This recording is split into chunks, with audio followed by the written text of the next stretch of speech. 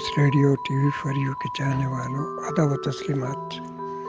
اردو ادبی محفل سے ایک نیا سلسلہ خواب ہمارے میں ہم آج افسانہ ٹائم لے کے حاضر ہو رہے ہیں، اور سب سے پہلے عنایت علی خان کا افسانہ غلام روح ملاحظہ فرمائیے۔ شکریہ۔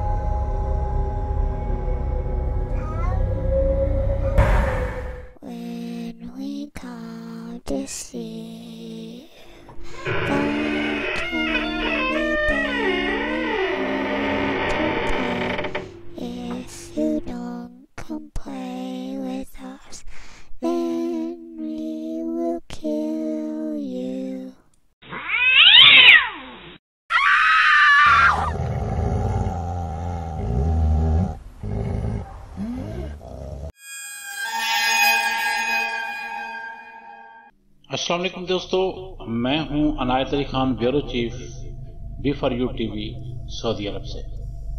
پیش خدمت ہے افسانہ جس کا عنوان ہے غلام روح۔ تحریر میری اپنی یعنی عنایت علی خان کی ہے۔ منظر بہت ہی بھیانک تھا، رونگٹے کھڑے کر دینے والا، جسے دیکھ کر روح تک کانپ جاتی تھی۔ فضا دھوئیں اور گرد سے بوجھل تھی، چیخو پکار تھی کہ اللہ مان۔ گوشت جلنی کی بو ہر طرف پھیلی ہوئی تھی، اور وہ سب ایک قطار میں پڑی ہوئی تھی، زندگی کی رمق سے خالی، لاغر و کمزور، مفلوق زیادہ ننگے وجود۔ قطار کو قائم رکھنے کے لیے چند زندہ قسم کے بھیانک شکلوں والے وحشی تھے، بڑے بڑے ہاتھوں میں ڈنڈے اور کوڑے تھے۔ وہ لگاتار قطاروں کے درمیان جلدی جلدی چکر لگاتے اور قطار کی خلاف ورزی کرنے والوں کو پیٹنا شروع کر دیتے۔ قطار میں یکدم سراسیمسی پھیل جاتی اور پٹنے والے اپنے لاغر وجود سے پہلے سے موجود قطار کو مزید سیدھا کرنے میں جٹ جاتے۔ وہ سب لاکھوں کی تعداد میں، اور دور جہاں تک نظر جاتی بس قطار ہی نظر آتی تھی۔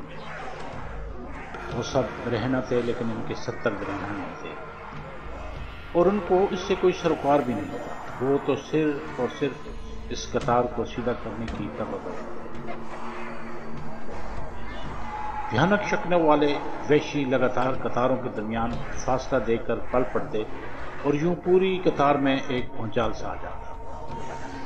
جلے اور جھلسے ہوئے جسموں میں حرکت ہوتی، اور وہ اپنے لاغر وجود کو گھسیٹ کر آگے سرک جاتے۔ فاصلہ کم ہوتا اور قطار میں وقتی طور پر ٹھہراؤ سا آ جاتا۔ نیم مردہ اد جلے برہنہ جسم تیز تیز سانس لیتے اور ہانپتے ہانپتے ادھر ہی گر پڑتے۔ یہ میری ہی سرزمین تھی، میرا گاؤں تھا، یا شاید میرا ہی گھر، کیونکہ قطاروں میں پڑے ہوئے لوگ اجنبی نہیں تھے، سب کی شکلیں شناسا سی تھیں۔ وہ کہ ان کے مسخ شدہ جسموں سے شناخت ختم ہو چکی تھی، اور وہ جلی ہوئی لٹکتی ہوئی کھالوں سے اپنی اصلی شکل و صورت کھو چکی تھی۔ میں ان سب مناظر کو حیرت و افسوس سے دیکھ رہا تھا، اور حیران تھا کہ ابھی تک کسی میڈیا نے خبر بریک کیوں نہیں کی۔ حکومت کو تو فوری ایکشن لینا چاہیے تھا۔ میں نے اپنی جیب سے موبائل نکالا اور ان مناظر کو کیمرے میں محفوظ کرنے لگا۔ یکدم ایک وحشی آگے بڑھا اور مجھ سے موبائل چھین کر مجھے پرے دور دھکیل دیا۔ اب میں قطار سے دور کھڑا اس منظر کو دیکھ رہا تھا۔ آخر یہ قطار جا کہاں رہی تھی؟ یہ جاننے کے لیے میں قطار کے متوازی چلنے لگا۔ کافی دیر چلنے کے بعد میں قطار کے اس آخری سرے پر پہنچ گیا۔ وہاں ایک بہت بڑی بھٹی تھی جس میں آگ کے شعلے بلند ہو رہے تھے۔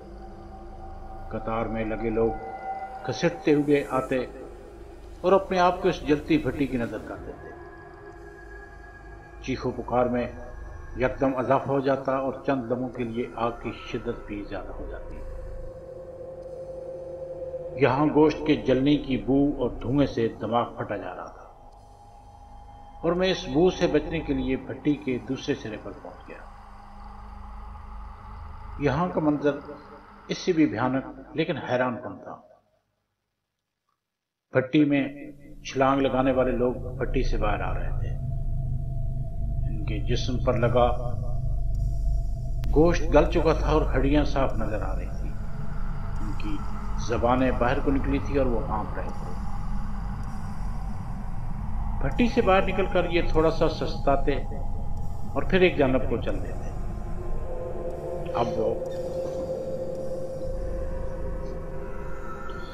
اب وہ قطار کے ایک جانب مخالف سمت میں جا رہے تھے۔ چلتے چلتے آخر وہ قطار کے پہلے سرے پر پہنچ گئے، اور اس وقت میری حیرت کی انتہا نہ رہی جب وہ دوبارہ قطار میں لگ گئے۔ اب اس بستی کا منظر نظرانے لگا اور یوں لگا جیسے وہ ایک بہت بڑی حویلی ہو۔ حویلی کی موٹی موٹی دیواریں صاف نظر آ رہی تھیں، ان کے اوپر خاردار تاریں بھی لگی تھی۔ اچانک دیواریں سمٹنا شروع ہو گئی۔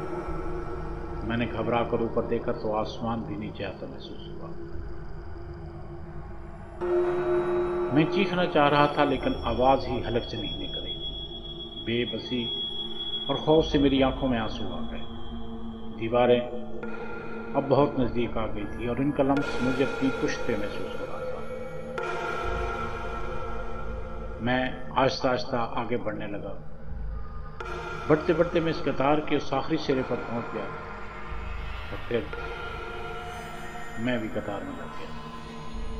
قطار آہستہ آہستہ آگے بڑھنے لگی۔ میرا جسم جھلسا ہوا تھا، زبان باہر نکلی ہوئی تھی، اور ہاں، میں شاید برہنہ بھی تھا اور میرا ستر بھی نہیں ڈھکا ہوا تھا۔ کوڑے والے ویشی لپکے قطار میں ہلچل سی ہوئی۔ میں نے تھوڑا سا گھسیٹ کر خلا کو پر کیا، اور پھر تھوڑی دیر کے لیے سکون ہو گیا۔